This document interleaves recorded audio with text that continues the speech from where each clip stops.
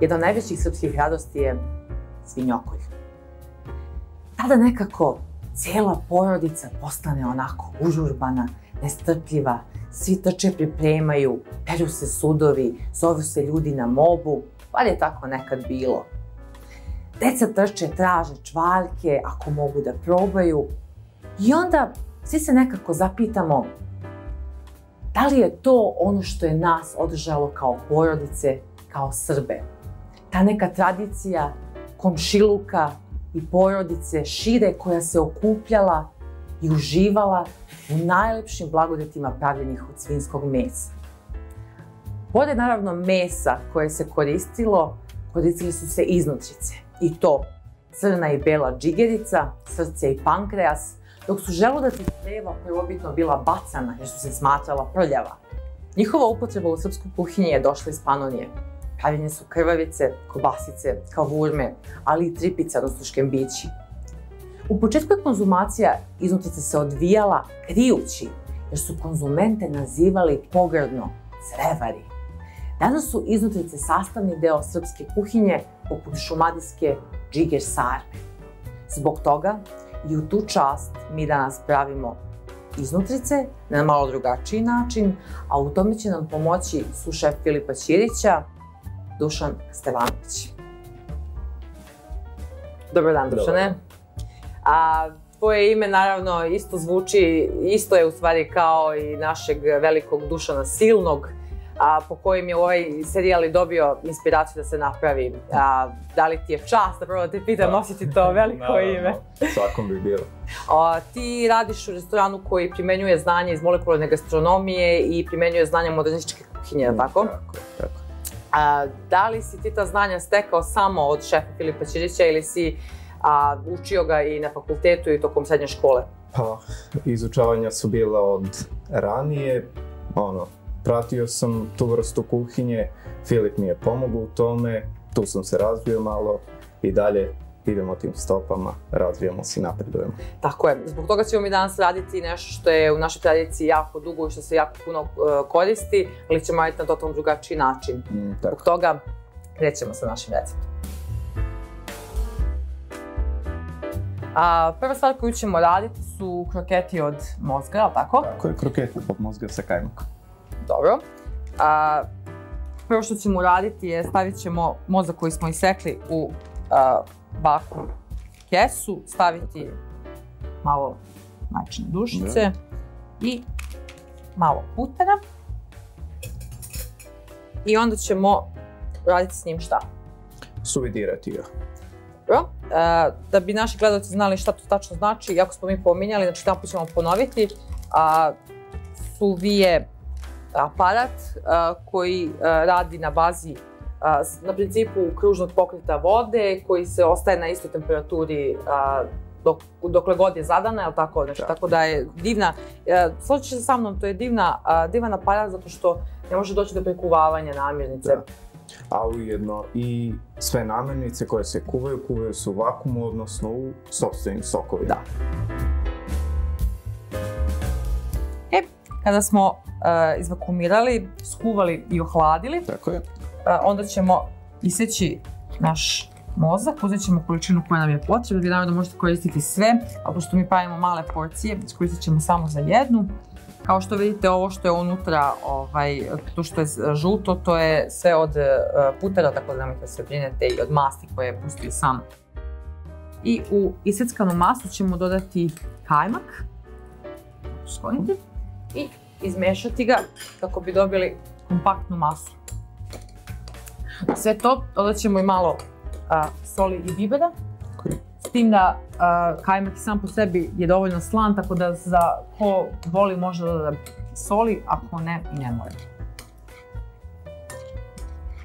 To je to. To nam je masa, ostavit ćemo masu da se stegne kako bi se lakše oblikovala i onda ćemo je panirati i pržiti. Sljedeća stvar koju radimo je žumance, odnosno jaje i soli. Znači, šta ćemo uraditi? Šta smo uradili ovdje? Sitno seckan ruzmarin spojimo sa so, čisto zbog aromatizacije. I napravimo malo udubljenja ovako. Tako je. Sipamo Ovdje imamo žumance i pokrijemo ga solju. Ono što se desi ovdje je u stvari praktično so izvuče vodu. Tako, dešava se dehidratacija žumanceta, tako da u sredini ostaje i dalje sirovo, tečno, s polja bude, da. To je, i možemo isto reći da takav način je apsolutno bezbedan za konzumaciju, zato što so izvlači svu vodu i ne daje bakterijama da se razvijaju, ali da da biste 100% bili sigurni, najbolje koristiti kakvu vrstu jajeta? Organik. Da, znači organsko žumance. Sljedeća stvar koju pravimo je sunđer od senfa. Mi smo pravili u jednoj već od emisija princip sunđera od čokolade i ponovit ćemo još jedan put da to može da se pravi i od slanih stvari, znači da se koristi uz glavne jelesače. Prvo što radimo je... Stavljamo 7 jaja. Plus jedno žumance. Dobro. Šećer. Senf.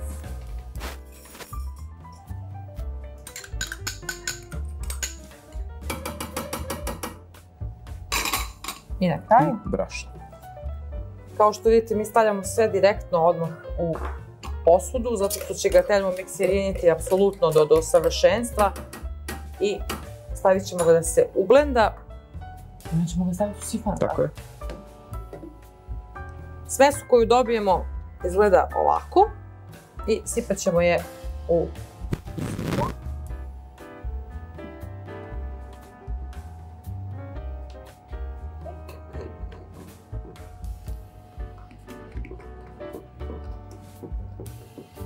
Stavljamo 2 patrona. Dobro, promućkajte, to je jako bitno kako bi se aktiviralo. I stavit ćemo do trećinu čaše. Čepite samo da bude manje od pola kako bi lepo sunđer došao do izražaja. I kao što vidite, masa izgleda ovako i stavit ćemo 40 sekundi u mikrotalastu. Sljedeća stvar koju radimo, Dušane, je... Espuma od jagnjećih iznutrica. Espuma znači u stvari pena na španskom i dobila je ta internacionalno prihvaćena, pošto je Ferran Adria napravio savršene pene i postoje dve vrste, jel tako, lake i teške pene i uglavnom se rade iz sifona. Tako da ćemo mi pokazati danas primjer samo jedne najobičnije, kako se pravi jedna najobičnija pena iz sifona, a to je tako što ćemo staviti prvo iznutrice koje smo prethodno skuvali, znači možete klasičnim putem, možete i suvijem, staviti putera. Naravno putera i možete dodavati po potrebi kako biste dobili savršenu konzistenciju. Završit ćemo sa začinima. Doslovno možete dodati malo više soli zato što one apsolutno nisu slane ni malo, ali naravno probajte prije nego što konačno začinite cijelo jelo. Stavit ćemo i naš timjan. Ovaj baš koji mi imamo ovdje je limun timjan koji će dati malo specijalno onako interesantnu aromu. Naravno skinite ga sa stavljike, nemojte stavljike postaviti i to je to. I na kraju ćemo staviti i pavlaku za kuvanje i sve zajedno ublendati u mikseru dok se ne dobije homogena masa. Evo, ova smesa bi ovako trebala da izgleda, koju ćemo kasnije procediti i staviti u sifon. Samo znači napunite sifon, ponovite postupak kao sa sunđerom, napunite 2 puta, stavite da se ohladi u frižideru. Sljedeću stvar koju radimo je... Crunch od oraha. Na engleskom kažu isto i crumble. I da, bude onako interesantan, taj najpoznatiji na svetu koji se radi je taj apple crumble, odnosno ako bi to preveli na srpski, to je jabuka na kojoj se nalaze te mrvice od usitnjenog kolača. Kako to da prevedemo na srpski? To je problem koji smo malo hendikepirani što se tiče tih nekih bukvalnih prevoda, ali na kraju kada vidite što smo napravili, bit će gledalcima jasno, zar ne? Šta je u stvari to? Znači, ono što radimo je... Dodajemo usitnjen orah smeđi šećer, Dobro. promešamo, zatim dodajemo puter. Ono što je jako bitno kod njega je da se vrhovima prstiju puter meša polako i meša u masu i da ostaje bukvalno u komadu i onda ćemo ga kasnije i natreti kroz ruke. Ti ćeš mi, Dušane, dodavati putera da ja mogu da mešam. I kad to bude gotovo, stavit ćemo i brašno i onda ćemo dobiti konzistenciju koja nam je potrebna. Onda ćemo sad polako dodavati brašno i praviti masu. I na kraju smo dobili ovako jednu polulepljivu masu i koju ćemo staviti na tepsiju. Tepsiju obložite papirom i onda rastresite po njoj naše mrvice. Gledajte da mrvice budu jednake veličine kako bi se ravnomerno ispekle i raširite ih lepo po cijelom plehu. Stavit ćemo da se peče na 180 stepeni 15 minuta.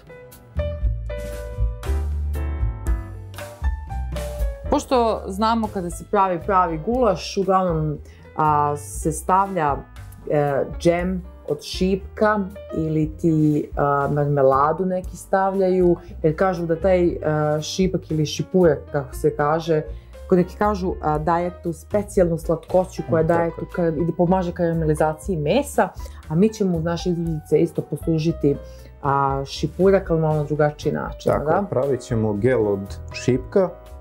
Ovdje imamo domaću marmeladu od šipka.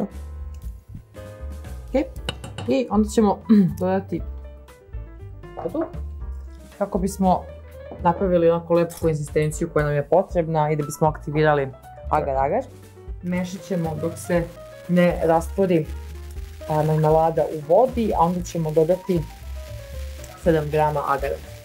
I onda kada je tečnost prokuvala, bacit ćemo agar-agar, mešati da se agar sjedini i prokuva i onda ćemo ga ostaviti da se ohladi.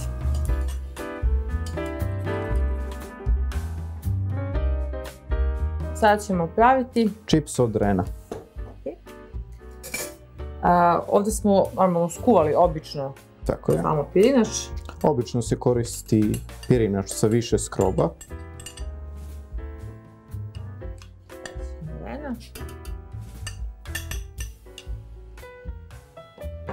Na kraju da ga sve poveže. Malo vode. I ostavimo da se vrti.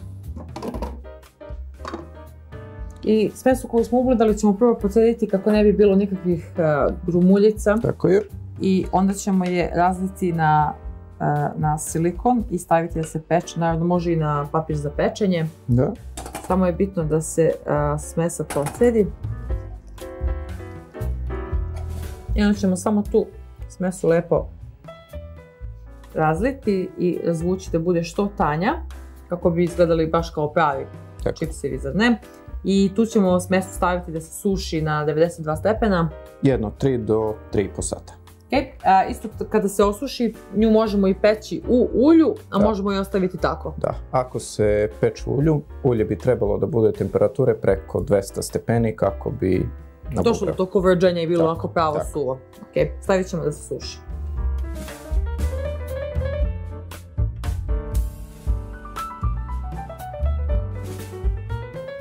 Sada će nam Dušan servirati naše jelo.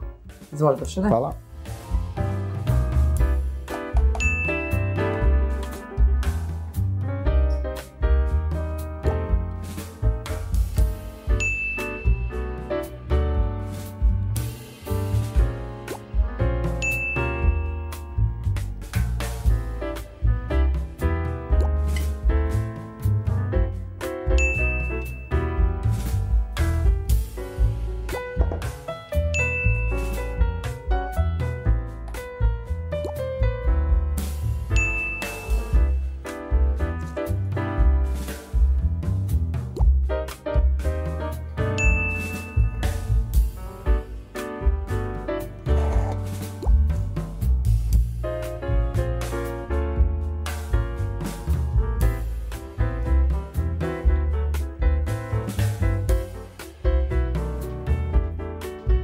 Jelo je servirano, uživajte i prijatno.